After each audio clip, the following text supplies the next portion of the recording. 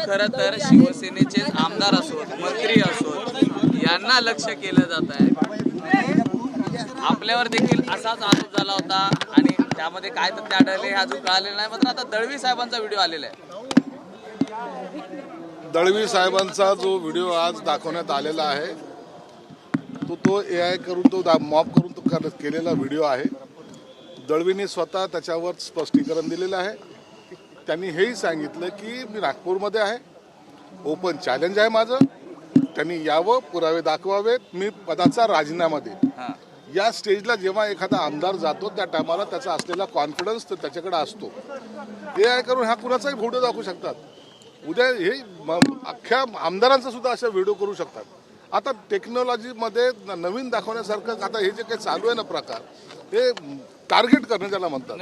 आणि तेही शिंदे साहेबांचे आमदार कसे टार्गेट होतील हा एक प्रयत्न आहे। या व्हिडिओ मागे तटकरेंचा हात असल्याचा आरोप हा आता महेंद्र थोरवेंनी केलेला आहे। घरचाच भेदी आहेत म्हटले आणि राष्ट्रवादी आमचा मित्र पक्ष असूच शकत नाही असं देखील वक्तव्य। आता त्यांनी काय वक्तव्य केलं मी ते ऐकलेलं नाही, परंतु अशा पद्धतीनं एखाद्याला बदनाम करायचा जर कट असेल, माझाही मागे एकदा व्हिडिओ केला होता, तेही दाखवण्याचा प्रयत्न केला होता।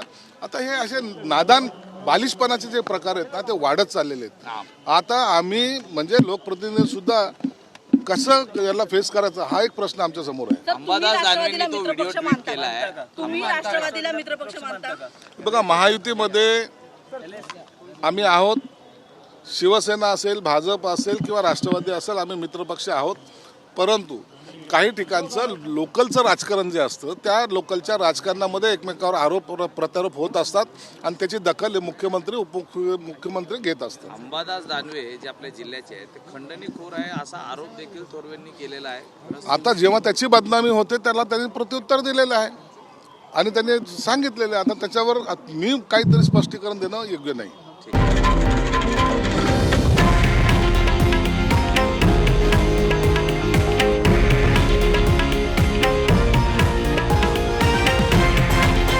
हे आहे देशातील नंबर 1 न्यूज नेटवर्क आणि आपण पाहत आहात TV9 मराठी, एकमेव।